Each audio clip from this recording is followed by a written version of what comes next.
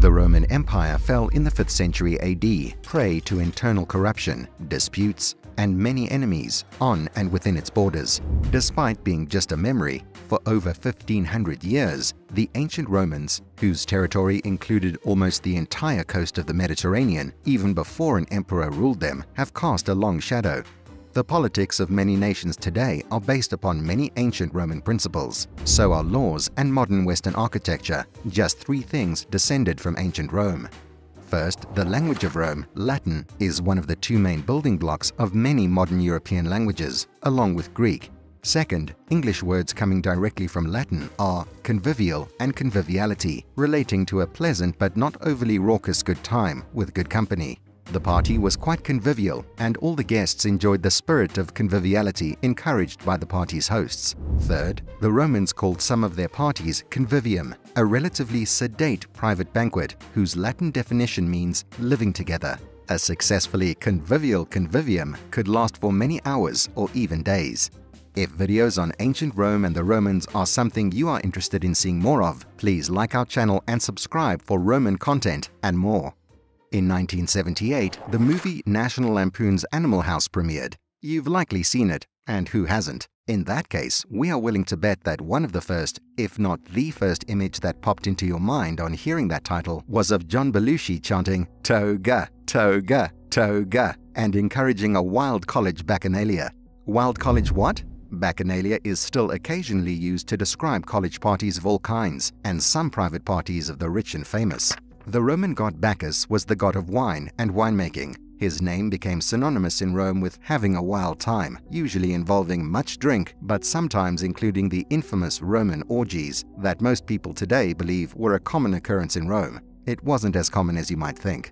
By the way, the word orgy comes from the Latin orgia. Most Romans weren't wealthy, even in Rome, the wealthiest city in Europe for hundreds of years. Like today, most Roman citizens in Rome or elsewhere were too busy making a living and being worried about family, friends, and from where the next meal might come.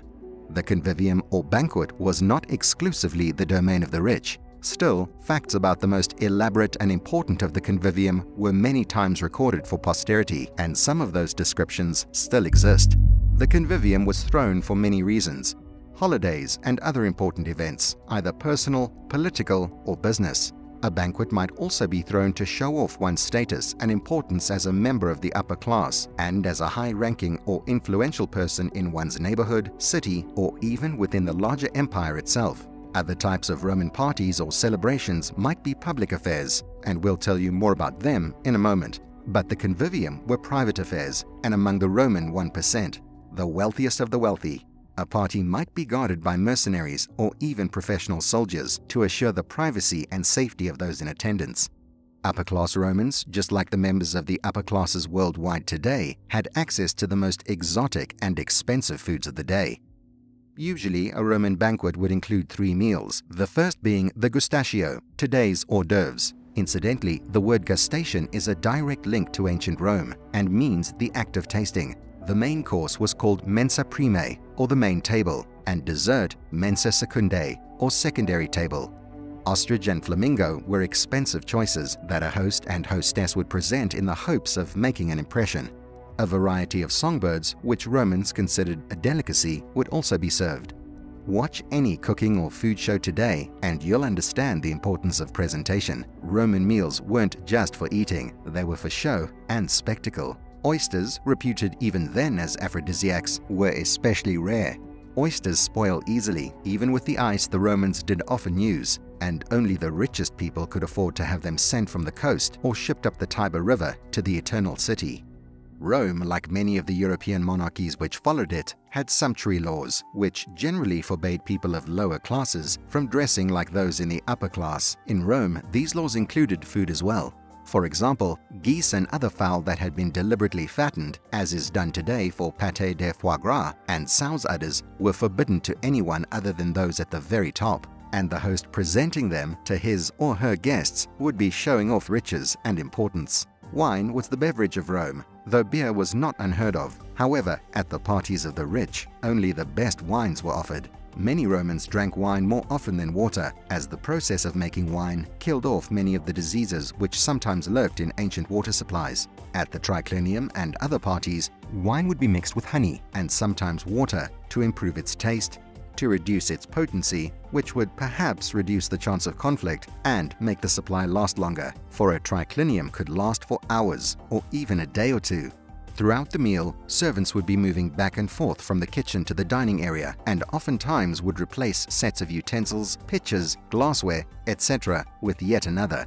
For instance, spoons, the most common item, as well as knives and forks, would be made of pure silver or perhaps imported ivory or have elaborate designs etched upon them. Everything was for show. One aspect of the Roman banquet was entertainment. Music would be played perhaps throughout the meal, and singers might be hired as well. Storytellers and poets would regale guests with tales of Roman heroes, mythology, and folktales. Dancing girls, acrobats, and mimes might be hired to entertain the guests between meals. In some cases, real or simulated gladiatorial contests were held, using real gladiators.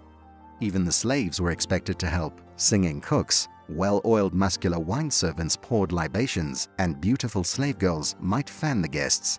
In the Roman Republic, which lasted from 509 BC to 27 BC, before the empire was declared, festivals and holidays were frequently occasions for all sorts of sexual behavior, which, in all candor, the orgy. For a time, this behavior was engaged in by virtually all segments of society, especially during important holidays like Saturnalia, in honor of the god Saturn, who among other things was the god of agriculture.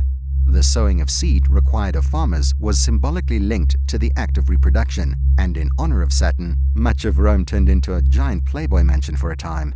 However, as has happened throughout history, people took a good thing too far. Orgies became more and more common and lost their religious aspect. Eventually, the orgy evolved into something more dark and secret, and often the gods of the underworld were worshipped. By the time of Augustus, the upper classes of Rome had already begun to shun these types of behaviors, at least openly. Orgies had become associated with loss of control and of the lower classes. There were a number of exceptions though, most notably, but not exclusively, limited to certain emperors of Rome or their family members. The second Roman emperor, Tiberius, was a complete sexual deviant, even for a time that was relatively more free sexually than most others since. His successor Caligula is infamous for many things, including incest, the orgies he threw, the brothel he ordered created with the wives of important Romans forced to be prostitutes, and more. Nero, the fourth emperor, was maybe even more perverse than Caligula, and among the rumors surrounding him were orgies in which he slept with his disguised mother. The wife of Nero's uncle had a contest with a famous Roman courtesan to see who could have sex with more men in a single evening. The empress won and subsequently was ordered killed by her husband. Tiberius died under suspicious circumstances, Caligula was assassinated, and Nero was sentenced to death by the Senate, though he committed suicide before his sentence could be carried out. Among the many reasons for the deaths of Caligula and Nero were their open sexual debauchery. However, if things were kept discreet, upper Roman parties and perhaps even those of semi-prosperous businessmen could include a sexual component. Most often this consisted of offering an attractive slave to a guest, either male or female. Those gladiators mentioned earlier, sometimes they were invited because they were celebrities of a sort, a kind of Roman rock star, and rich women attending parties would sometimes be offered a chance to sleep with one, discreetly away from prying eyes. As you can see, some things were different, very different at ancient Roman parties, but in many ways they were similar to many of the dinners and parties thrown by elites worldwide, even today. Thank you for watching. If you liked this video and like unusual content like this, like us and subscribe to our channel for more intriguing content.